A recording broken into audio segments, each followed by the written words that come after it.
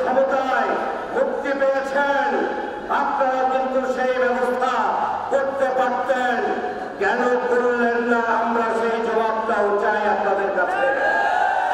জবাব দিতে হবে। বাংলাদেশ জামাত ইসলামী আর ইসলামী ছাত্র শিবিরকে নিষিদ্ধ করে, অন্যায় করে, জুলুম করে ফ্যাসিস্ট হাসিনা 3.5 দিনে কিন্তু টিকতে পারে নাই। আমরা আজহার ভাইয়ের মুক্তির দাবিতে উত্তাল ঢেউ শুরু করেছি। এই উত্তাল ঢেউ থামবে না যতক্ষণ পর্যন্ত না আজহার ভাইকে আমরা মুক্ত করতে পারবো। আমাদেরকে ঘরে ফেরাতে পারবেন না। অবিলম্বে আজহার ভাইকে মুক্তি দিতে হবে। আমরা আজহার ভাইকে অন্ধকার জেল প্রকোষ্ঠে দেখতে চাই না। আমরা যে কথাটা বলতে চাই, মুক্তি দেওয়া হয়েছে নির্বাহী আদেশের বদলে, কিন্তু আমাদের যারা নির্যাতিত নেতা এটিএম আজহারুল ইসলাম, যিনি আজকে 13টি বছর যাবৎ জেলের মধ্যে আবদ্ধ রয়েছে, আজকের এই সমাবেশ থেকে আমরা দাবি জানাবো অবিলম্বে এটিএম আজহারুল ইসলাম ভাইকে মুক্তি দিতে হবে।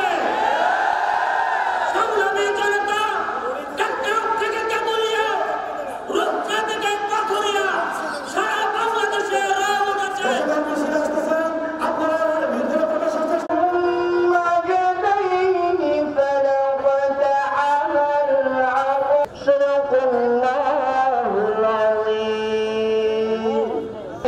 বিশাল মিছিল শুরু আছে, তার শেষ নাই। আজকের মিছিলে আমরা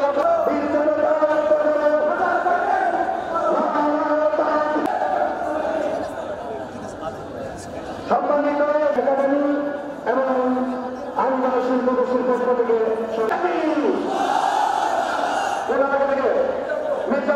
মির্জাপুর থেকে আরো একটি মিছিল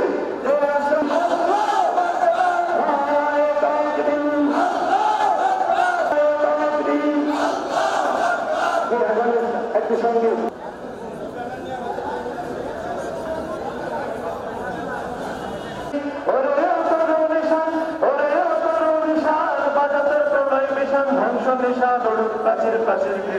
কারা রইল কপাল, কারা রইল কপাল, ভেঙে ফেল করলে রক্ত জমা শিকল পূজার পাশার বেদি। ওরে কে মালিক কে সে রাজা, কাজলের বাজনা বাজা, কে মালিক কে সে রাজা, কে যায় সাজা মুক্ত স্বাধীন শব্দ কেড়ে। আহা বাড়িতে হাসি, আহা বাড়িতে হাসি, মৃত্যুকে ডাকে জীবন পানে।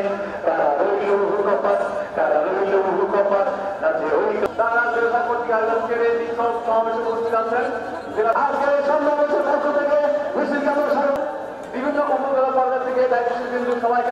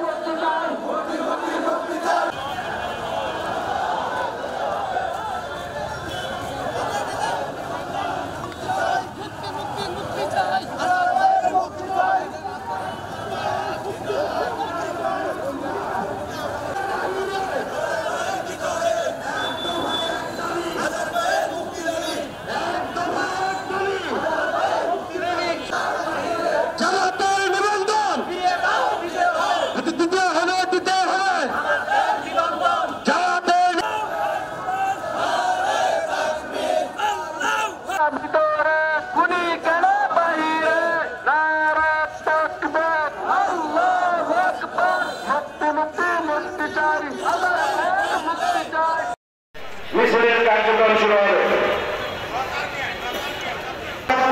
বিক্ষোভ